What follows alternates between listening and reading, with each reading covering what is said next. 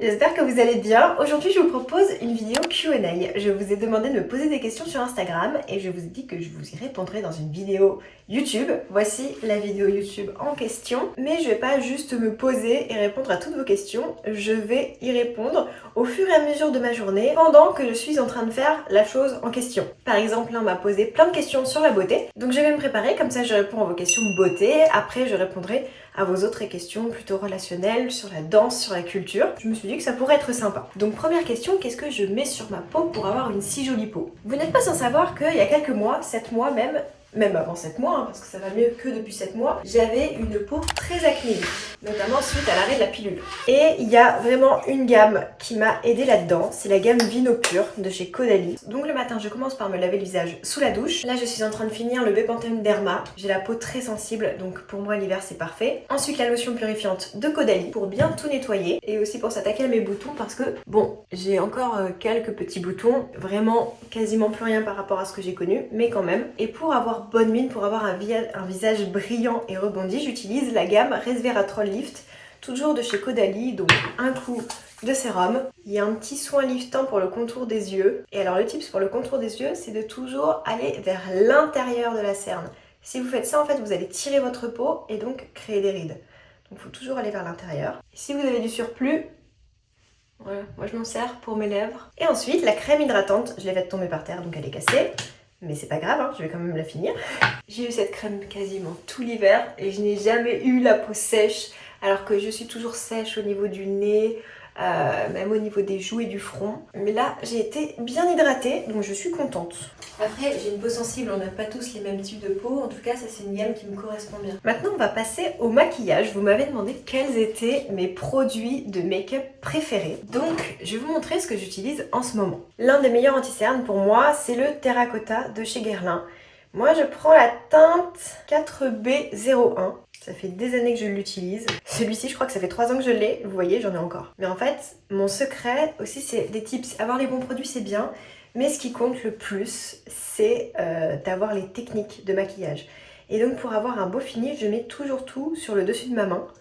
Je vous avais déjà fait une vidéo à ce sujet. Parce qu'en fait, si on applique directement le produit sur sa peau, on se retrouve avec une texture qui se voit. Alors que si on chauffe la matière directement sur le dessus de sa main et qu'on prend juste le produit nécessaire, on se retrouve avec un résultat beaucoup plus naturel. Mon pinceau, celui-ci, c'est un Hourglass. J'adore cette marque. Je suis trop fan, surtout de leur rouge à lèvres. Ensuite, fond de teint. En ce moment, j'ai le teint Idol Ultra Wear de chez Lancôme. Il est génial et j'ai la teinte 200C. Et pareil, pour le fond de teint, je prélève directement. Si votre fond de teint correspond parfaitement à votre teinte et qu'en plus vous l'appliquez comme ça, vous allez voir que ça va faire un résultat très naturel. Je vous montre, là j'ai mis fond de teint anti-cerne et on dirait pas que j'en ai mis quoi. Enfin si, j'ai le teint plus unifié mais ça reste naturel. Si je veux un résultat plus couvrant, je rajoute encore du fond de teint. Voilà, il vaut mieux rajouter que mettre tout de suite beaucoup de doses et après ne plus s'en sortir, avoir trop de texture sur soi. Moi j'aime le côté naturel, donc en général je mets juste une couche. Ensuite je vais mettre du bronzer et pour ça je prends la Terracotta, mais ça c'est la light. Vous voyez celle-ci, c'est pareil, elle doit avoir 3 voire 4 ans. Moi mes produits je les utilise jusqu'au bout. Quand je les aime, je trouve que le maquillage ça dure longtemps quoi. Et puis surtout que je mets pas énormément de produits, donc voilà, mon pinceau est encore mouillé parce que je l'ai nettoyé. J'espère que ça va pas faire de taches un peu bizarres. En général j'aime bien le mettre comme ça autour des yeux, mais la make-up artiste de Victoria Angels disait que c'était pas logique parce que quand on bronze de partout, donc il faut en mettre partout. Et elle a raison. Ensuite, j'adore cette palette d'highlighter de chez Dior et j'utilise soit la teinte bronze comme ça en été, soit la teinte dorée en hiver, et j'aime bien le mettre sur mon bout du nez parce que je trouve que ça fait un make-up beaucoup plus frais et j'en mets un petit peu sous l'arcade sourcilière. Je vais y arriver. Je vais ranger un peu au fur et à mesure. Tac, tac, tac. Ensuite, on passe au blush. Ça, le blush est tellement important. Moi, j'utilise quasiment que des blushs Bobbi Brown. Celui-ci, c'est le Pale Pink, le numéro 11. Là, pareil, mon pinceau est encore mouillé. C'est pas du tout... Oh là là là là là. Vous voyez, hier soir, je me suis dit, je vais faire ma bonne élève. Je vais nettoyer mes pinceaux. Mais comme je l'ai fait hier soir et pas hier matin, eh ben, ils n'ont pas bien séché. Mais avec un pinceau mouillé, je peux vous dire que c'est pas idéal. Pour réparer ça, parce que j'en ai mis un peu partout, vous pouvez reprendre votre pinceau fond de teint et redéfinir avec les restes de votre fond de teint qui est sur votre pinceau, voilà les lignes. Ensuite, pour que ça tienne bien, je vais mettre du blush en poudre. Donc ça, c'est un Clarins et c'est la teinte 02 Chicken Pink. Oh là là, c'est tellement mouillé. Pourquoi je vous fais ce genre de vidéo ce jour-ci, hein, franchement. C'est pas grave, on se débrouille dans toutes les situations. Pour les yeux, j'adore cette palette. C'est la NARS Tempting Hours Afterglow Tempting. Voilà, pas du tout, on n'y était pas. Ça c'est bon, c'est sec. Et j'aime bien prendre, quand je suis habillée en pâle comme ça, j'aime bien prendre ce fard à paupières blanc, pailleté. Cette teinte là, beaucoup plus foncée, mais pas noir ni marron, c'est plutôt un prune. Je le mets en ras de cils comme ça. Hop, je fais des petits mouvements du bas vers le haut. Je passe un petit coup de doigt comme ça pour relever l'eyeliner. Oh, j'ai oublié de mettre mes lentilles. Est-ce que je mets mes lentilles aujourd'hui? Non, je sais pas. Je vais mettre le rouge à lèvres maintenant, tiens. Ça, c'est un Clarins, mais alors la ref, je ne sais pas où je peux vous trouver la ref de celui-ci. Bref, c'est un rose comme ça se trouve facilement ça. Et par-dessus, je mets toujours rouge à lèvres plus gloss. Ça, c'est un de mes gloss préférés de chez Lancôme. C'est le Juicy Tubes. Et celui-ci, oh là là, hop. Je l'adore, en plus il tient super longtemps. Et le mascara du moment, ça va faire presque un an que je l'ai, je l'adore. Mais vraiment, pour moi c'est le meilleur mascara. C'est le Lash Idol de Lancôme en chocolat. Et en fait, utiliser un mascara chocolat, je trouve que ça adoucit le regard. Vous savez, on dit que le brun, c'est le noir qui a pris la tendresse. Je coiffe bien mes petits cils. J'espère que je vais pas trop ressembler à un clown avec le coup de mes pinceaux mouillés là. Le problème, c'est que j'en ai plus beaucoup de ce mascara. Bah en fait, j'ai pas mal de produits Lancôme sur moi là. Et ils ont des bons produits en make-up. Hein. J'adorerais travailler avec eux. Voilà, et je vais coiffer un petit peu mes sourcils, mais je les maquille pas trop mes sourcils. Je trouve que ça fait plus naturel sans. Après, ça dépend du résultat qu'on cherche, mais moi j'aime bien comme ça. Cette séquence est filmée un autre jour parce que j'ai reçu beaucoup de questions à propos de mes cheveux, notamment comment faire des jolies coiffures élégantes. Mais avant ça, je me disais que le plus important, c'était d'avoir des beaux cheveux. Et cette vidéo est sponsorisée par Luxéol et je vais vous dire tout de suite pourquoi je l'ai filmée un autre jour. Parce qu'ils ont sorti une gamme Brillance, qui est une routine sans silicone et sans tensioactif sulfaté. Ça va, je vous dérange pas, mademoiselle? Donc on ne va pas pipoter. Vous voyez là à quel point mes cheveux sont ternes. J'ai envie d'avoir des beaux cheveux d'or, en plus je suis blonde. Et hier au passage piéton, j'ai vu une femme qui avait des cheveux dorés, magnifiques, tout brillants, donc ça m'a donné envie. La routine, c'est un shampoing, le masque que l'on laisse poser 4 minutes sur cheveux essorés. Toujours sur cheveux essorés, le soin que l'on laisse poser 5 minutes cette fois-ci. Et quand nos cheveux sont secs, on ajoute quelques gouttes d'huile Brillance sur nos pointes. J'ai fait mon premier soin ce matin. Attendez, je me retourne pour vous montrer. Bon, c'est le premier, mais ça brille bien, hein. Faut que je refasse ma patinoire. On en fait encore un deuxième pour voir le résultat. Là, il ne me reste plus qu'à mettre l'huile sur mes cheveux. Comment je fais? Non, je la mets dans ma main, je l'applique. Vous trouverez les produits en pharmacie, en parapharmacie ou sur le site Luxéol. Je vais tout de suite vous montrer de dos, mais déjà de face, je les sens bien plus hydratés, nourris et donc brillants, hein, parce qu'il n'y a pas de secret. Alors, ah ouais. Vous avez vu, là j'ai des reflets d'or. C'est trop beau. On a un effet miroir. Et aussi c'est important, mais les formules sont d'origine naturelle. C'est Luxéol quoi. C'est une marque que j'utilise depuis maintenant quoi 3 voire 4 ans. Là ils ont sorti leur routine Brillance, donc j'ai voulu essayer. Si vous avez aussi envie d'essayer, vous avez moins 30% sur le site avec le code SONEL. Je vous mets toutes les infos en description, y compris le lien. Et on continue le Q&A. Voilà, maintenant je vais mettre des petits bijoux. J'ai une parure de chez APM Monaco et en général avec cette tenue ça va très très bien. J'ai envie de mettre beaucoup plus d'accessoires en ce moment.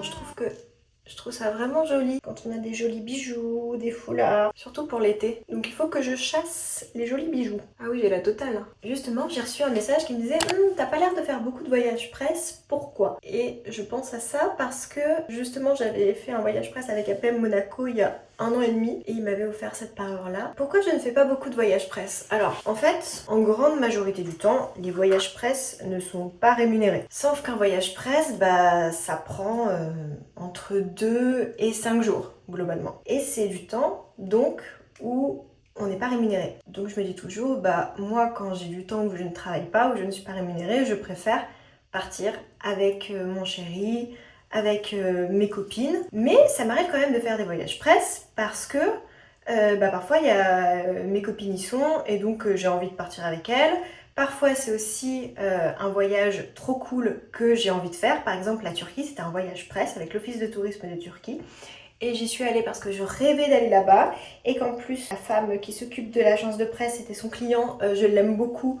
Donc je me dis ça va être trop cool et finalement le groupe était trop sympa. De toute façon je vous l'ai montré dans mon vlog de la semaine dernière. Je vous ai fait toute une partie de la Turquie et j'ai adoré ce voyage. Il est pas à l'endroit ce collier là. Et donc ouais, j'ai adoré ce voyage. Et sinon parfois j'en fais quand je travaille avec la marque. Par exemple, j'avais fait le voyage presse avec Lexus à Madrid parce que j'étais ambassadrice Lexus. Donc c'était cohérent pour moi de partir avec Lexus parce que c'est une marque avec laquelle je travaille et que j'aime bien avoir des bons liens avec les personnes avec lesquelles je travaille. Mais une marque qui ne m'emploie pas le reste de l'année, qui m'invite en voyage presse, c'est hyper gentil de penser à moi et de m'offrir un beau voyage. Mais juste, moi j'ai beaucoup de travail à côté et je vais pas forcément prioriser ce genre de voyage presse.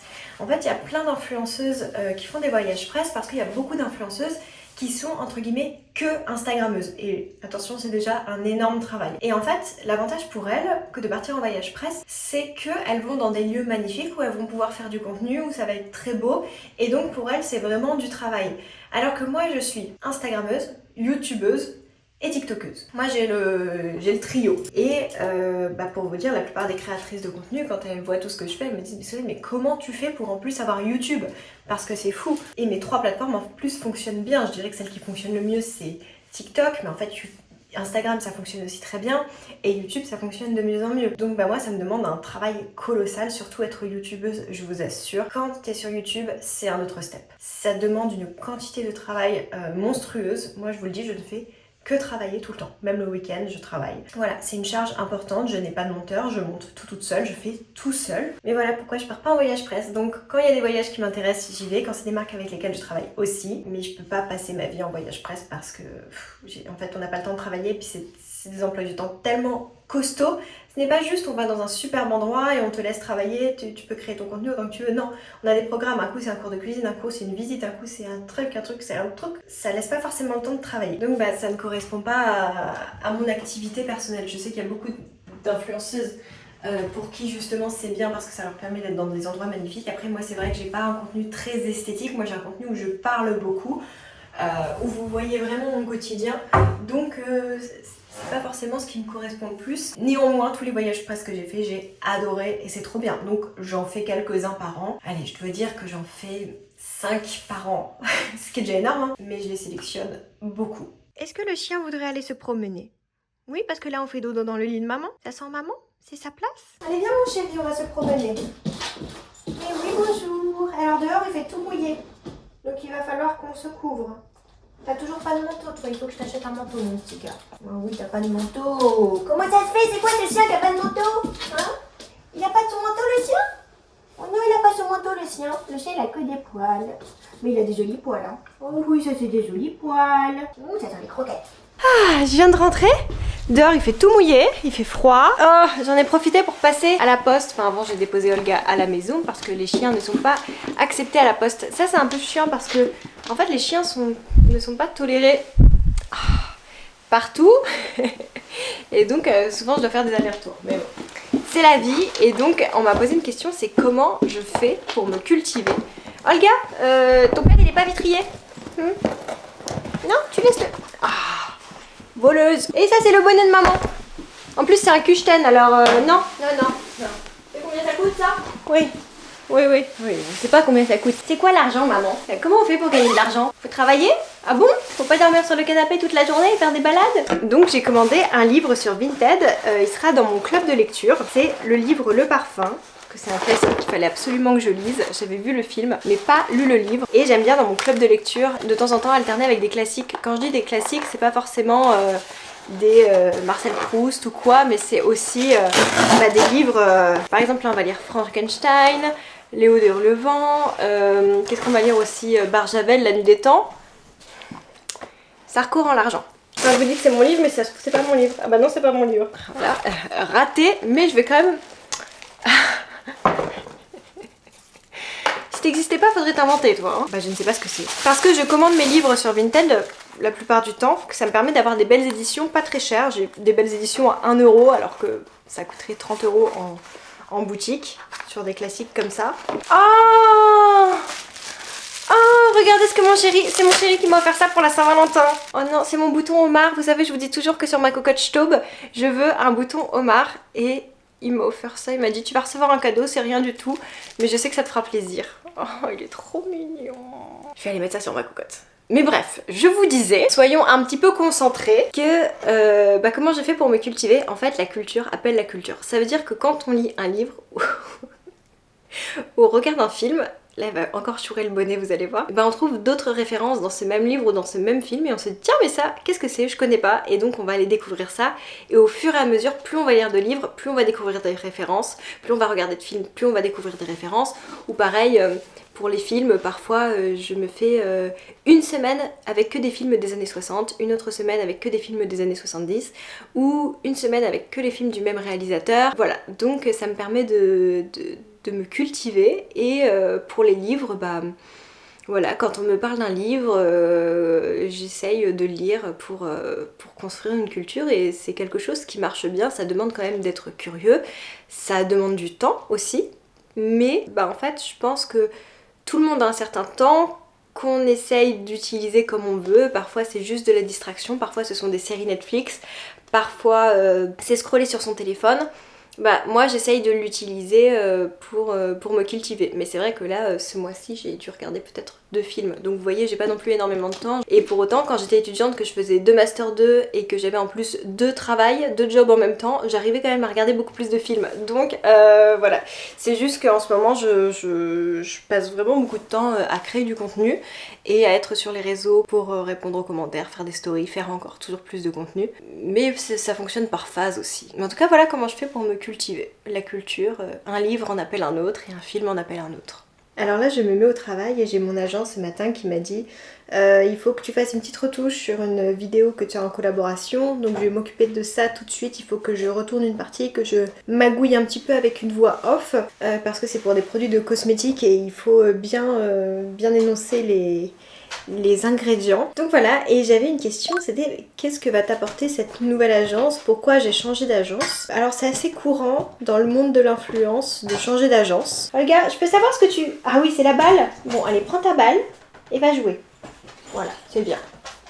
On change parce que nos besoins changent, parce qu'on évolue aussi dans le monde de l'influence. Et une agence, il y a 3 ans, ne peut ne plus nous correspondre maintenant, et moi c'est ce qui s'est passé. Donc j'ai changé d'agence. Initialement je voulais rejoindre une agence où je pensais vraiment que ça me correspondrait.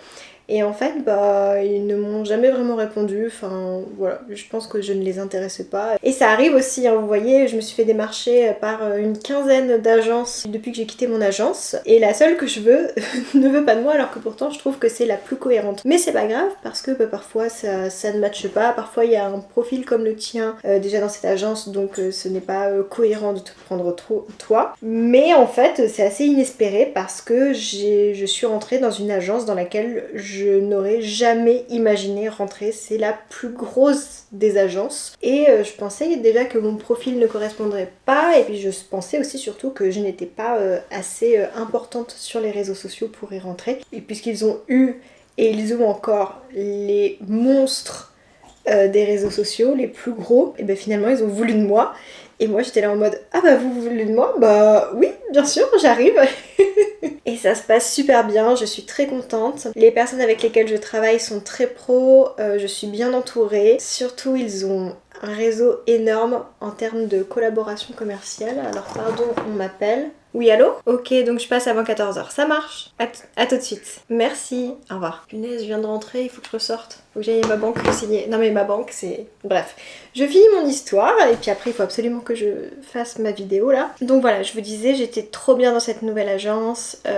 Évidemment, comme c'est une énorme agence, ils ont beaucoup de réseaux. Les gens qui y travaillent sont des gens extrêmement compétents, donc ce sont des machines de guerre d'un point de vue professionnel. Bon, après ça fait 1 mois et demi que je suis là, donc je peux pas non plus trop m'avancer. Mais en tout cas, de ce que je vois, c'est hallucinant de voir autant de professionnalisme. Là, je me sens dans la cour des grands et ça ne rigole pas du tout. Donc c'est chouette, et puis ils ont l'air super contents de moi. Le big boss m'a fait un retour en me disant ton équipe sont heureux de travailler avec toi, et ils me disent que t'es très polie, que t'es respectueuse, que tu réponds du tac au tac, qu'ils n'ont jamais rien à te rappeler. Donc Je suis contente, donc voyons voir la suite, mais en tout cas là je suis contente et ça me donne surtout un nouvel élan dans ma carrière où je me dis bon bah c'est cool, j'ai encore une nouvelle équipe, j'ai encore l'impression de progresser. Et putain, on m'appelle encore mais c'est pas possible. Oui allô? Bref, c'est la banque qui m'appelle, il faut que j'y aille. J'en ai marre, je fais que rentrer, sortir. Allez, on se motive. C'est l'heure de déjeuner. Bon, j'avoue, c'est pas un plat de grande gastronomie, mais écoutez, là, il faut vraiment que j'avance cette journée. Donc, je me dépêche et après, je vais enfin faire les ajustements de ma collab parce que j'ai encore d'autres collabs à tourner. Donc, allez, on essaye d'être un petit peu plus productive là. Mon banquier m'a fait rire parce que je devais signer un virement. Je lui ai dit vous avez besoin de ma carte d'identité, il m'a dit non ça va, maintenant je sais à quoi vous ressemblez. Tu m'étonnes, je fais tout le temps à la banque. J'ai fini de déjeuner et cet après-midi je reçois une autre créatrice de contenu à la maison, enfin en fin d'après-midi, donc après avoir bossé, mais quand même j'aime bien recevoir, donc je vais lui cuisiner un gâteau et j'ai hésité entre un gâteau yaourt ou un gâteau à la banane et aux noix et je pense que je vais lui faire plutôt à la banane et aux noix, j'ai l'impression que c'est plutôt son délire. Donc je vais choisir une autre question pour vous y répondre. Quels sont mes 5 indispensables du quotidien pour me sentir bien? Et je pense que ça va être lié avec la question j'adore votre esprit, quel est votre secret pour rester toujours aussi positive? Bon, en même temps j'ai besoin de la recette pour le gâteau à la banane. Il me faut 3 bananes. Alors je pense qu'en effet tout ça c'est une question d'état d'esprit et je sais que pour moi c'est essentiel, c'est même capital de me sentir bien, d'être en forme et pour ça bah déjà ma priorité c'est le sommeil. Moi j'ai besoin de bien dormir, si je ne dors pas bien, la journée je suis fatiguée, je peux donc être irritable et enfin voilà, je n'aime pas être comme ça donc je dors. Et même si le matin, c'est ce qui m'est arrivé ce matin je n'arrivais pas à sortir du lit, je me dis bah tant pis, je préfère dormir beaucoup plus longtemps, quitte à peut-être faire des tâches en moins, mais en fait si je me réveille maintenant, déjà je vais être grincheuse et en plus cet après-midi je vais devoir faire une sieste, je vais fonctionner au ralenti, alors que si je me lève plus tard, je vais être complètement en forme et je vais travailler beaucoup plus intelligemment et je vais être beaucoup plus productive. Évidemment j'ai bien conscience que j'ai une chance inouïe parce que je travaille à mon compte et je travaille à la maison. Donc j'ai rarement des obligations, à part quand j'ai des rendez-vous le matin, de me lever à telle heure. Encore que ça m'arrive quand même, mais globalement si je me dis là j'ai besoin de dormir, je peux me le permettre. Ça c'est un mode de vie qui me correspond totalement. Moi honnêtement je pense qu'aujourd'hui je ne pourrais plus redevenir salariée. Ce n'est pas du tout adapté à mon rythme de vie. Mais bon, encore une fois c'est un luxe, c'est un choix que j'ai fait. Travailler à mon compte, de travailler à la maison. Je suis évidemment consciente des risques que d'être à son compte engendre, mais c'est quelque chose que je suis prête à faire. Parce que je trouve que pour ma santé mentale c'est mieux. Ensuite, en plus du sommeil, le sport pour moi c'est quelque chose de très important. Je me rends compte que quand je n'ai pas d'activité physique, je suis beaucoup plus sensible aux insomnies. C'est pour ça que je danse. En plus j'ai de la chance, c'est que je fais une activité physique qui me plaît. Je ne fais pas une activité physique pour faire une activité physique. Ça veut dire que la danse, moi ça me plaît. J'ai pas l'impression de me dire ah je fais du sport quand je danse. Non, et pour autant ça me fait vraiment beaucoup de bien à mon corps, ça me muscle. C'est bon pour mon cardio, c'est bon pour plein de choses. Comment je fais pour régler les grammes en millilitres? Je vais le faire avec le verre doseur parce que je n'y comprends rien. Ensuite, ce qui est important pour moi, c'est la culture. J'ai besoin de me sentir stimulée. Ça va toujours mieux quand je lis, quand je regarde des bons films, parce que ça me permet de m'ouvrir. Plus mon esprit est stimulé, et plus je me sens mieux. Alors que quand je passe mon temps à scroller ou à regarder des choses pas très intéressantes, je sens un petit peu mon esprit se noircir. Donc c'est pour ça que lire ça me détend. Si par exemple je me sens stressée, si je commence à sentir mon cœur qui palpite, je me pose, je lis en moyenne à partir de 6 minutes, ça va déjà mieux. C'est assez fou l'effet que ça me fait. Donc c'est pour ça, je prends. Et aussi évidemment le fait d'avoir des amis, de voir des gens, ça me fait beaucoup de bien. Encore faut-il bien choisir ses amis parce qu'il y a des gens qui peuvent vous épuiser. Ce n'est pas le but. Mais au fur et à mesure j'arrive à filtrer mes amis. Après évidemment on peut pas donner du temps à tout le monde, ça c'est impossible et pour moi c'est assez frustrant parce que je suis quelqu'un de très friendly et j'aime sincèrement les gens, mais je me dis c'est pas possible, en fait je ne peux pas voir chaque personne une fois par mois, je n'ai pas le temps, je n'ai pas la capacité et donc je suis obligée au fur et à mesure, je pense que je dois décevoir des gens, mais tant pis, je peux pas. Je sais que c'est un luxe d'aimer beaucoup de gens et d'avoir du mal à sélectionner, mais il y a quand même des liens qui sont plus importants que d'autres et je pense que c'est adulte de le reconnaître et de choisir lesquels on a envie de prioriser. Et puis ça dépend aussi, il y a un an, je n'avais peut-être pas les mêmes besoins en termes d'amitié qu'aujourd'hui. Et puis surtout, quand tu as une relation de couple, ça te laisse quand même moins de temps. Et c'est normal, moi j'ai quand même du temps pour mes amis, mais j'en ai moins qu'avant.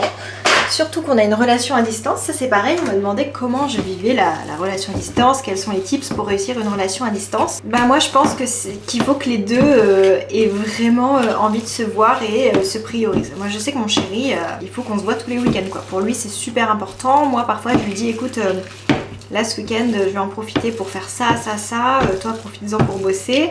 Mais il aimerait qu'on se voit absolument tous les week-ends, donc on se voit le plus possible. Mais depuis que je suis avec lui le week-end, c'est vrai que je vais moins à la danse, c'est vrai que je passe moins de temps avec mes amis, que je travaille moins aussi, parce que quand j'étais célibataire, je travaillais le week-end. Mais voilà, c'est encore une nouvelle vie qui commence, ce sont des nouvelles habitudes à avoir, et il faut l'accepter, mais c'est pas facile. Après, je pense que c'est aussi ça d'être adulte, c'est de construire avec la personne avec laquelle on va faire sa vie, c'est de lui donner du temps, ça c'est quelque chose que je comprends totalement et qui est normal pour moi. Et on fait pas sa vie avec ses potes quoi, donc ses potes c'est bien de les voir, mais on peut pas non plus passer tout son temps avec. Néanmoins c'est quand même très important d'avoir des relations amicales et de les conserver. J'essaye de voir 1 à 2 amis par semaine, parce que je pourrais pas me passer de mes amis, mais c'est sportif. En tout cas, moi, je peux pas avoir des amis qui sont trop demandeurs avec moi. Ça m'est arrivé d'avoir des amis où il fallait tout le temps qu'on soit ensemble, ou même quand on se voyait, ça durait pas 1h30, ça prenait vite 7 heures, et puis à côté, t'avais pas le temps de bosser, ou t'avais pas le temps de faire tes trucs. Je peux pas avoir des amis comme ça, moi c'est pas possible. Et à l'inverse, je respecte que mes amis ont aussi une vie et que je vais pas monopoliser leur temps. Je sais, ça peut paraître dur ce que je dis, mais en fait quand on a un travail prenant, quand on a une vie amoureuse, quand on a des loisirs, c'est juste normal. En revanche, mon chéri, je lui accorde énormément de temps. J'ajoute mes bananes. Ma copine est partie, c'était trop cool, on a pris le petit thé, je lui ai fait un gâteau à la banane et aux noix, c'était bon. Elle est vraiment trop gentille et donc je continue mon Q&A. Alors, qu'est-ce qu'on a d'autre comme question? Je vais supprimer celle que j'ai déjà faite. On m'a beaucoup posé des questions par rapport à la danse et la question qui est le plus revenue, c'est est-ce que j'aimerais faire Danse avec les stars? Je rêve de faire Danse avec les stars pour une seule raison, parce que je pense que c'est le meilleur moyen de progresser, d'avoir un prof particulier comme ça pendant des semaines, tous les jours, à bosser. Moi, la quantité de travail en termes de danse ne me fait pas peur parce que j'ai fait énormément de stages, énormément de répètes quand j'étais danseuse de cabaret. Je suis capable de danser pendant 11 heures. J'avoue que c'est très fatigant, mais physiquement, je suis préparée à ça. Donc, c'est souvent ce qui freine les candidats parce que c'est énormément de travail. Et moi, j'ai trop envie de faire ça. Et je sais que je vais énormément progresser. Après, c'est vrai que j'ai pas trop l'esprit de compétition. Mais si je le fais, c'est vraiment, encore une fois, pour progresser, pour le kiff, pour l'expérience, parce que ça a l'air génial. Et en fait, est-ce que vous aimeriez bien me voir dans Danse avec les stars? Est-ce que vous suivrez le programme? Est-ce que c'est une expérience qui vous tente? Parce que j'ai aussi besoin de votre force si un jour je vais le faire. J'ai besoin d'avoir des gens qui me disent mais Solène, on te veut dans Danse avec les stars, pour leur montrer qu'en effet il y a vraiment des gens qui m'attendent dans Danse avec les stars. Et sinon, quand est-ce que je donne mes propres cours de danse? Justement, j'aimerais beaucoup donner un cours de danse où ce serait pas forcément moi la prof, je prendrais une prof de danse, mais je l'accompagnerais. Comme ça nous permettrait de prendre un cours ensemble, de bosser ça. Alors évidemment, je ne veux pas du tout faire des cours réguliers parce que c'est une activité que c'est très chronophage et que moi ce n'est pas un objectif de carrière, mais c'est vrai que j'aimerais bien de temps en temps faire quelques cours avec vous et je pense que ça pourrait aussi vous permettre de découvrir des univers. Je danse beaucoup avec les danseuses du Crazy Horse ou celles qui en sont même parties, mais en tout cas qui ont la formation Crazy Horse parce que je trouve qu'il y a quand même un truc en plus. Donc ça vous permettrait en plus de danser, de prendre des cours avec les meilleures danseuses du monde, parce que pour moi ce sont les meilleures danseuses du monde en termes de cabaret, en termes de technique, d'attitude, et ça pourrait être trop chouette. Donc dites-moi si ça vous intéresserait, ça aussi.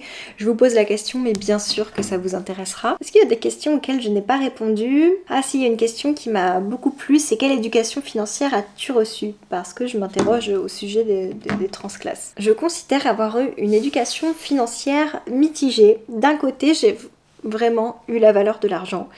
Ça veut dire qu'encore aujourd'hui, je raisonne en termes de contrat ou de SMIC. Moi, à l'époque, quand je travaillais 1 heure, ça me rapportait 7,14 €. Donc si, je sais pas, par exemple, si je vais dans une pâtisserie et qu'un dessert coûte 7 € parce que ce sont les prix parisiens, je me dis, oh, c'est quand même 1 heure de travail, est-ce que ça les vaut? Voilà, je raisonnais beaucoup comme ça. Et encore aujourd'hui, je raisonne pas mal comme ça. Ça permet un petit peu d'être raisonnable et de se dire, bon, est-ce que ça vaut le coup? Est-ce que non? Mais je considère quand même me faire plaisir. C'est vrai que je suis pas quelqu'un de très dépensière, même pas du tout. Je ne dépense pas beaucoup d'argent. Après, c'est vrai que le coût de la vie est très cher, surtout à Paris. Donc en fait, si je dépense quand même beaucoup d'argent parce que tout est cher, les courses, le loyer, l'électricité, le moindre train, mais c'est ce que ça coûte. En réalité, je m'achète pas de luxe, même je ne fais quasiment jamais de shopping. Je suis pas quelqu'un qui consomme beaucoup. En fait, le shopping, ça pouvait me nourrir à une époque, mais c'est fou parce que depuis que je suis beaucoup plus portée sur la culture, depuis que je m'intéresse plus aux livres, au cinéma, je m'intéresse beaucoup moins à la consommation. J'ai moins d'envie de matériel. Je ne sais pas si c'est lié, en tout cas j'ai fait ce rapprochement dans ma tête. Et après, bon, en revanche, je n'ai pas eu d'éducation sur le plan investissement, mais bon, ça c'est un peu particulier, donc j'ai quand même fait des études de sciences de gestion, donc j'ai 2 Master 2 en sciences de gestion, et donc là j'ai pas mal appris sur l'analyse financière, sur le principe des impôts, le principe des sociétés, le principe de la TVA, enfin toutes ces choses-là, donc ça m'a quand même bien éduquée financièrement. Et puis maintenant j'apprends avec ma société, mon compte perso, la gestion de l'URSSAF, les dividendes, toutes ces choses-là, l'investissement. J'apprends au fur et à mesure, en tout cas c'est vrai que c'est une compétence de savoir gérer son argent, mais je pense que je m'en sors bien pour mon âge et que j'ai quand même bien la tête sur les épaules. Et voilà, je fais attention. Encore une fois, je ne crame pas mon argent parce que j'ai manqué d'argent et que je sais ce que c'est. Et moi, je suis plutôt en train de me dire, attends, là j'ai de l'argent, donc en fait je vais me sécuriser le plus possible. Je suis plus dans une optique de sécurité plutôt que de me faire plaisir. Après, aujourd'hui, j'ai l'impression que j'arrive à un stade où j'ai déjà tout. J'ai des vêtements, j'ai tous mes meubles chez moi. Qu'est-ce que je pourrais vouloir de plus? Alors oui, je pourrais avoir mieux, mais en fait, ça ne m'intéresse pas parce que tout ce que j'ai, je l'ai choisi et j'aime bien. Donc après, c'est aussi une chance, j'en suis consciente. Mais je ne cherche pas à avoir plus et c'est trop cool d'arriver à cet état d'esprit et de se dire non, ça m'intéresse pas. Pareil, quand mon chéri me dit mais qu'est-ce que tu veux pour Noël? Qu'est-ce que tu veux pour ton anniversaire? Bon, j'ai besoin de rien.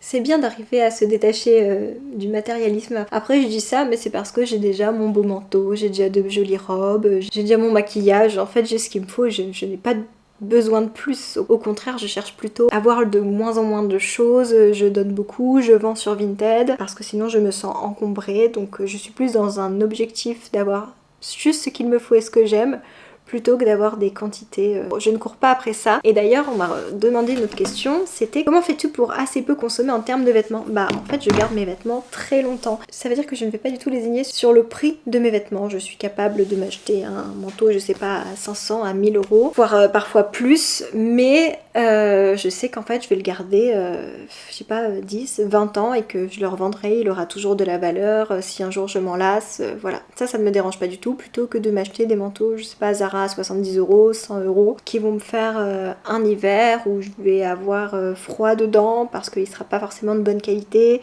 le tombé sera pas parfait. Non, je préfère déjà m'acheter un très beau manteau et le garder très longtemps. C'est un investissement de base, mais c'est mon choix. Il y a un dicton qui dit faut être riche pour acheter pas cher, parce que quand on achète pas cher, on doit acheter beaucoup plus. Bon, je suis pas forcément d'accord avec ça parce qu'il faut être prêt à mettre autant dans un vêtement, mais comme voilà, je peux me le permettre de temps en temps, c'est ce que je fais et j'en suis très contente.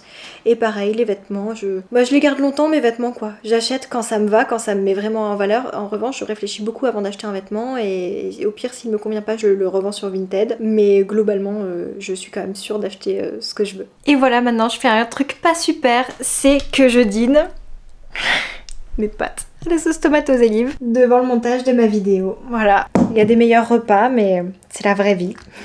En tout cas, j'étais ravie de répondre à vos questions, j'espère que vous avez passé un bon moment. Je vous souhaite une bonne journée ou une bonne nuit en fonction de l'heure à laquelle vous regardez cette vidéo. Et je vous dis à vendredi prochain. Et Olga est toujours là, évidemment. Bisous.